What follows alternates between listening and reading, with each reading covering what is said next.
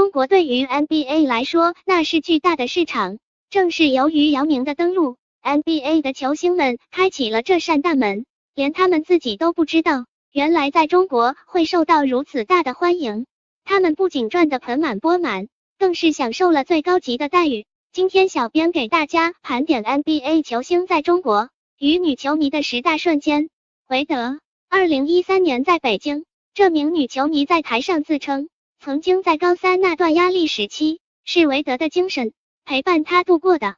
韦德听了很是感动，主动索吻。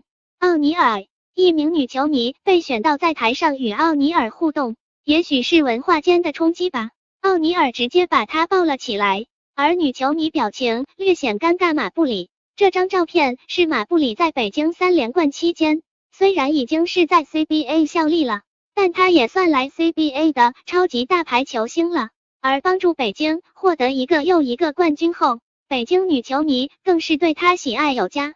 只是这张抓拍库里，2013年中国行登长城，萌神就是萌，合影就合影吧，还十分可爱的戴上了熊猫的帽子。以前看过艾弗森巅峰期的中国球迷一定知道，那时的他在中国真是球迷无数。这是2005年中国行，要知道当时到场的很多都是女球迷，而且大部分看到艾弗森出场都是瞬间泪奔。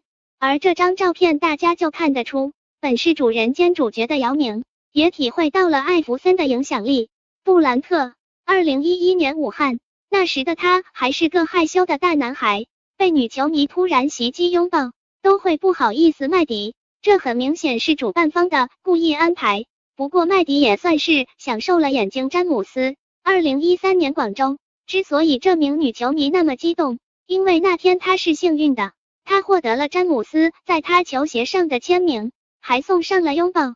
科比，作为曾经在中国人气最爆棚的 NBA 球星，女球迷自然也是有分量的。科比来中国，章子怡都亲临捧场，还送上拥抱，她那可爱的表情很是抢镜。慈世平，她是 NBA 球星来华最牛的，没人比得了。先说说这名女球迷，不仅在台上歌唱，还跟慈世平大跳热舞。大家有所不知，这名女球迷不是主办方安排的，而是慈世平在北京泡吧时认识的一名歌手，两人十分谈得来，也情投意合。结果不仅中国行结伴，最后慈世平回美国时，干脆还把她带回美国了。不得不佩服这名汉子啊！不过麦迪也算是享受了眼睛。詹姆斯，2013年广州，之所以这名女球迷那么激动，因为那天她是幸运的，她获得了詹姆斯在她球鞋上的签名，还送上了拥抱。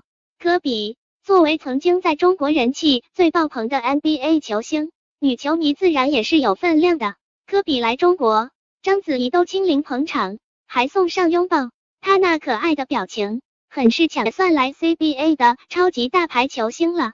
而帮助北京获得一个又一个冠军后，北京女球迷更是对他喜爱有加。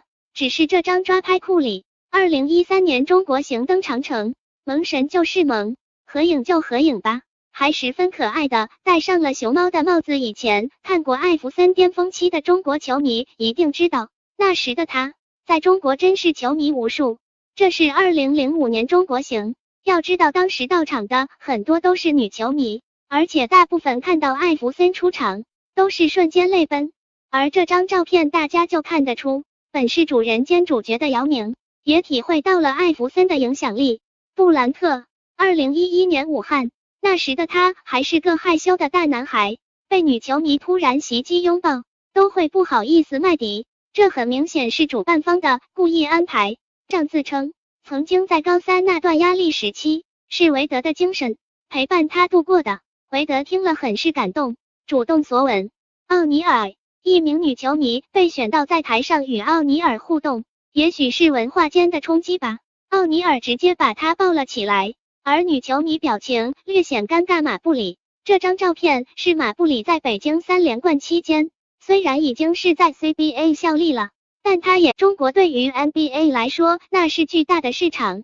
正是由于姚明的登陆， NBA 的球星们开启了这扇大门，连他们自己都不知道，原来在中国会受到如此大的欢迎。他们不仅赚得盆满钵满，更是享受了最高级的待遇。今天小编给大家盘点 NBA 球星在中国与女球迷的10大瞬间。韦德，2013年在北京，这名女球迷在台上